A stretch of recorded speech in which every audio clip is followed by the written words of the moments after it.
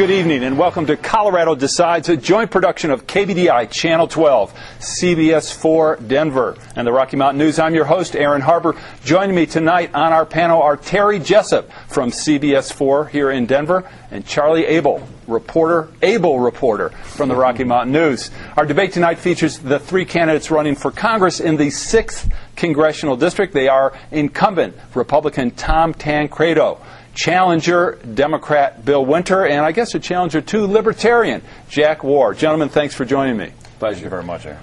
As many of you know, the 6th Congressional District is made up of the communities in the southern parts of the Denver metro area. It includes Arapahoe, Jefferson, Douglas, Elbert, and a little piece of Park counties.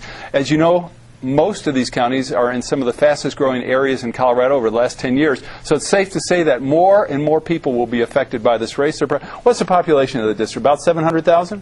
That's correct. Okay, so almost 750,000 people. So we're going to go right to our questions. I'm going to start off.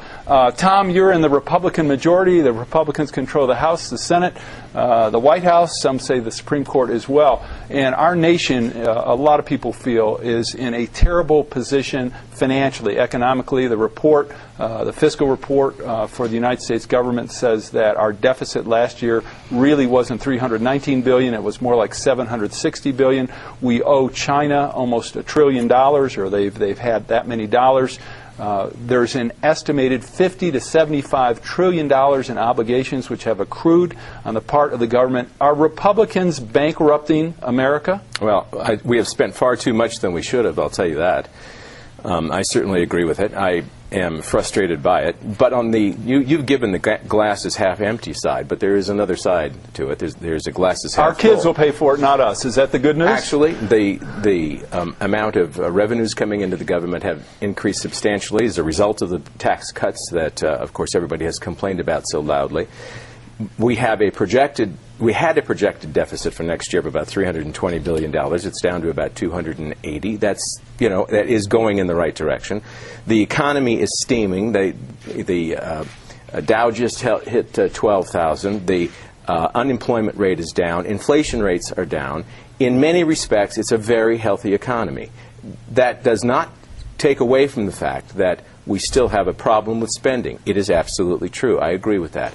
But there are things that you can look at to say that, in fact, some of the things that we have done, some of the things that the President has done in particular, and I don't often agree with him, but in this case, the tax cuts are working. All right. So, and Bill, I'm going to ask a similar question of you, and I want Jack to jump in too.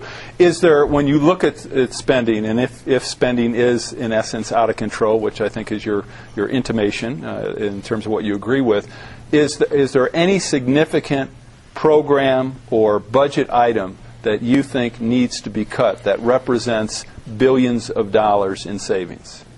I'm going to let you answer that first, and then I'm going to go to Bill. Well, there is the whole discretional side of the budget. It's very difficult to talk about this because in terms of any specific program, nothing you can talk about, nothing that you can talk about on the discretionary side of the program will have the effect of significantly reducing that budget deficit, because the budget deficit is caused almost entirely by what is called mandatory spending. So what would you do? The big chunk of spending is Social Security and Medicare, Medicaid. Structurally, if you really want to go after spending, structurally you have to go after those two things. We tried. There was that little touch of the third rail. You remember a little while back when somebody talked about your body's still tingling, I hear. Yeah, that's right. I still think that there is that you absolutely have to look at both of those things and go after structural changes that will change Medicare and Social Security, especially for people just coming on the Social Security. So how would you change it? From being programs that are mandatory contributions from mandatory benefits to mandatory contributions. We have to change it so that the government begins to reduce our liability on that end. Should we means test those programs? I see no reason with means testing either one, to tell you the truth. It's the old adage about should Bill Gates be getting a Social Security check or Medicare paid for. I don't see why. They are, for most people, it's understandable that those two programs really are social service benefits. And means test. But so means testing makes sense. It does, but it does not solve the problem. You could means test and say, for instance, everybody above $200,000 a year, let's say, would not get Social Security benefits or would have them reduced. It would not have the intended and hoped-for solution of actually solving the long-term problem. All right, I'm going to let Bill. Bill, I'm going to give you two shots. Sure. The second shot will be to respond to some of what Tom said, and Jack, the same thing. But I want to ask you, on the Democratic side, if we have these same serious problems, if you accept the fact that many people on the financial and economic side believe this country is headed towards bankruptcy. We've gone from being the world's largest creditor nation in 1980 to now the world's largest debtor nation. We owe more money than everyone else combined. The value of the U.S. dollar has fallen over the past 25 years significantly. We've got all this money we now owe and more in the future. Why haven't we heard any plan from the Democrats to address this? I have not seen a specific single proposal from the Democratic Party that says, here's the problem, here's our solution. Is there a Democratic solution to this, or are Democrats just hoping that everybody dislikes the Republicans so much that they'll be swept into office? Well, Aaron, first of all, thank you very much for having me on the show. I really appreciate it. You may regret it by the end of the show. I may regret it by the end of the show. We'll find out. Tom already does. So. But he keeps coming back. Yeah. You can't whine. If you're going to ask for a job back, you can't whine. Well, and I think that's part of the job that we're asking for to go to Congress is to appear in front of the people, and this is a good way of doing that, to talk to you all and answer the questions that the people have of us as representatives. I would go back and make a comment in regard to one thing that the congressman said in terms of the economy steaming.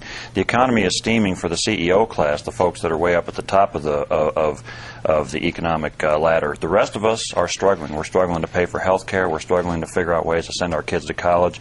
We're struggling with the cost of heating our homes and all kinds of other things. So while the economy may be steaming for a lot of folks, it's not necessarily steaming for those of us down in the middle class who have to actually go to work every day and make a living. In fact, aren't real wages actually, haven't they decreased 1.8% in the last reporting period? Which for the middle class. Which is the first time, as I understand it, that that's happened for quite a while. And in terms of a solution, I will remind you that the last time we had a balanced budget, the last time we actually had a surplus was under a Democratic president. So we can certainly do this. So is your solution to elect Hillary Clinton and that will solve all our problems? Hey, that's not controversial at all, is it? Ask So what should we do? Touch that what should we do to solve our problem financially then? Well, I think that one of the things that we talk about the economy and our deficits, and we don't talk about some of the really big things that are causing them.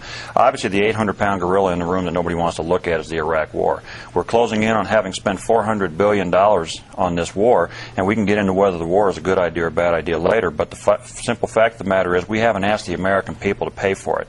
All right, never before in our history have we gone to war and not asked the people to pay for it.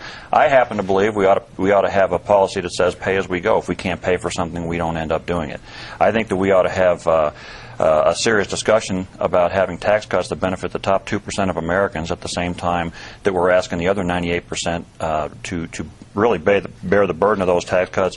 And while we're asking an increasingly small minority of people to actually go fight the war in Iraq, I think that the other thing that we don't talk about a whole lot is one of the big things that is one of our biggest expenditures is actually interest on the debt. We now pay more in interest to countries like China and South Korea and Japan than we get back in interest on the loans we have out to other countries. So the interest on this debt, we've got to pay this debt down. In terms of actual, you asked about programs that we could cut. You know, I think the Congress made a good point that any one of these programs in and of itself, when you pull it out, is not going to impact the size of our deficit. All right. Now, certainly we need to have a talk about what we're going to spend money on in America, and I would like to see us work very hard to cut pork. Now, I don't mean pork when I say that. I don't mean any time that you spend money in a district, because there are legitimate ways to spend money in a district, and frankly, we pay our federal taxes here. We're entitled to have that spent on things that are of benefit to people. But then there are other things like bridges for 50 people that cost $500,000 that don't make a whole lot of sense. So certainly pork is one of those areas. And I'd like to see us have a better discussion of some of these programs and issues. What we seem to get down into anymore is just fighting between the parties.